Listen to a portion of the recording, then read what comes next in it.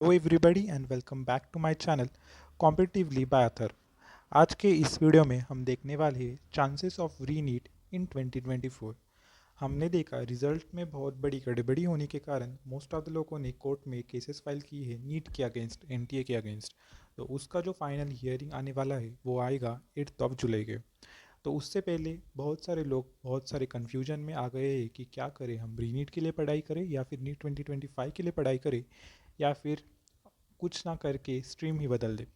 तो उस सब का सोल्यूशन है इस वीडियो में, तो बने रहिए मेरे इस वीडियो से और चैनल को लाइक और सब्सक्राइब करना भी मत भूलिए।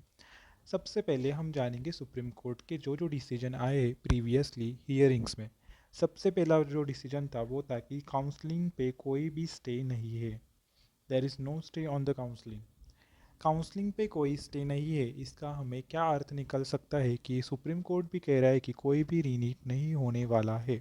मतलब काउंसलिंग पे वो कोई स्टे लगाए नहीं है, तो उसका जा इम्पैक्ट हम समझ सकते हैं कि उनका भी मानना है कि रीनीट नहीं होना चाहिए। देखिए, आई नो कि बहुत सारे लोग कमेंट कर रहे हैं कि उनको रीनीट चाहिए।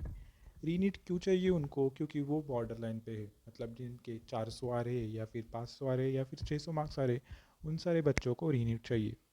But what about the students who have scored well and उनका बहुत अच्छा स्कोर है, उनका भी सोचना चाहिए ना आपको, और उनका क्या मेंटालिटी होगा वो भी आपको सोचना चाहिए। क्योंकि फिर एक बार इतना बड़ा एग्ज़ाम, इतना बड़ा प्रिपरेशन करना किसी को भी कोप अप नहीं कर सकते उतना, मतलब उतना कोई प्रिपेयर फिर से भी नहीं स्टार्ट कर सकता, उतना ज़्यादा इम्पैक्ट और उतना ज़्यादा एक्यूरेसी और एफिशिएंसी फिर एक बार नहीं आ सकती। एक बार हुई है क्योंकि अब गैप बहुत ज़्यादा बढ़ गया है, मतलब पढ़ाई छोड़ के आपको लगभग अब 2 महीना हो रहा है।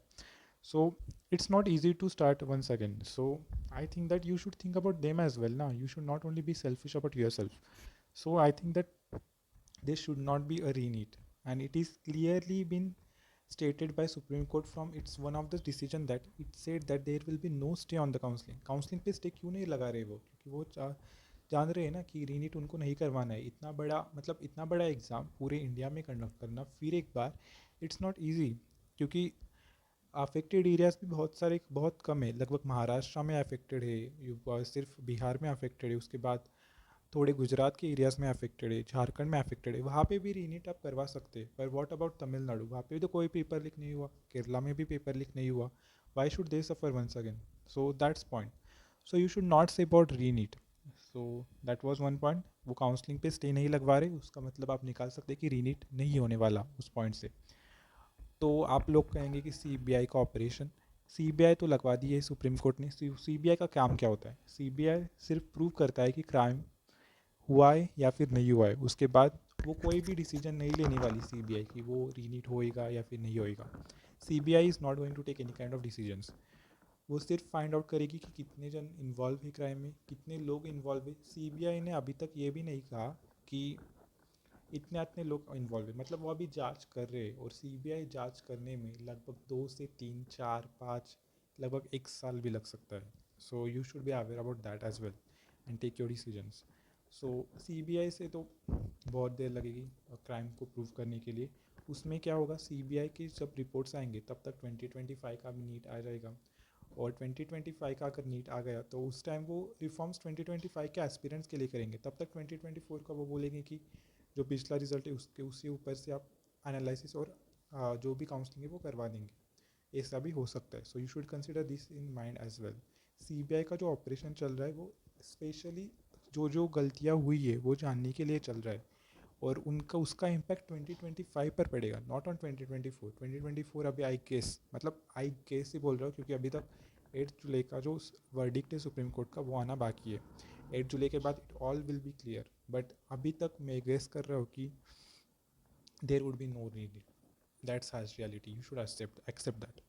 उसके बाद सुप्रीम कोर्ट ही अल्टीमेट बॉडी है, वो जो कहेगा वही होगा। मैं अभी कितना भी चिल्लाऊँ रीनीट नहीं होने वाला, वो बदल भी सकता है 8 जुलाई को। 8 जुलाई को जो भी सुप्रीम कोर्ट कहेगी रीनीट होगा या फिर नहीं होगा वो आप सबको मानना पड़ेगा। But majorly chances are there that there would not be any kind of reNEET, because there are petition against NEET, conducting of RENEET as well. So there would not be RENEET if Supreme Court thinks about all the grievances and all the students of concern from South India as well. and the areas where there was no paper leak. So supreme court की ultimate body है, वो उसके ऊपर ही decision है सब कुछ कि रीनीट होएगा या फिर नहीं होएगा. What ever I say now that won't matter after 8 July only. So सारे पिटिशन सुप्रीम कोर्ट में जारी है, जैसे कि रीनीट वाला पिटिशन, नो रीनीट वाला petition, re evaluation.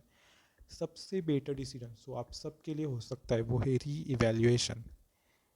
Reevaluation is a major thing, because reevaluation के थिंग में आपको क्या करना, आप सुप्रीम कोर्ट से एनटीए का पूरा डाटा मंगवा सकते हैं, मतलब पूरा मार्क लिस्ट, पूरा मेरिट लिस्ट, पूरे जो 25 लाख लोग बैठे एग्ज़ाम में उन सब का डाटा, उन सब के मार्क्स, उनका रैंक, वो अगर हमारे पास लग गया तो हम एनालाइज करके बता सकते हैं कि कितने लोग एक्चुअली इन्वॉल्व हुए क्रेस मार्किंग में. जो 1563 लोग हैं उनसे भी ज़्यादा कितने और लोग इन्वॉल्व है, क्योंकि 30,000 से तो रैंक जंप एक साल में नहीं हो सकता, वो भी पॉइंट हमको कंसिडर करना पड़ेगा. और वहाँ से हम क्रिमिनल और कल्प्रिट लोगों को हटा सकते हैं. तो reevaluation is a major solution. ReNEET no reNEET चिल्ला चिल्ला के कुछ नहीं होने वाला. री इवेल्युएशन का भी सुप्रीम कोर्ट डिसीजन ले सकता है. तो डिसीजन सब कुछ यूट्यूब के मोर्चे पे नहीं डिपेंड होता. यूट्यूब पे कितना भी चिल्लाओ या फिर गांव में जाके चिल्लाओ, सुप्रीम कोर्ट के सामने जाके चिल्लाओ, उन सब से कुछ नहीं होने वाला. होने वाला कब है? एविडेंस बेस्ड सिस्टम पे है सब कुछ डिपेंड होने वाला है. मतलब कौन कितना एविडेंस प्रूव करता है, कितना एविडेंस वर्थ इट है सुप्रीम कोर्ट के लिए, वो सब देख के वो डिसीजन लेने वाला है. सो आगे क्या करना है? सो हमें वर्स्ट सिचुएशन के लिए प्रिपेयर करना है, दैट इज़ फॉर रीनीट. अगर रीनीट होता है तो 650 प्लस वाले जो स्टूडेंट्स अभी मेरा वीडियो देख रहे हैं, तो अभी से अपना प्रिपरेशन चालू कीजिए. थोड़ा थोड़ा रिवीजन करना चालू कीजिए. आप सबको पहले ही बहुत कुछ आता होगा, इसलिए आपको ज़्यादा टेंशन लेने की ज़रूरत नहीं. सिर्फ आपको ब्रश अप करना है.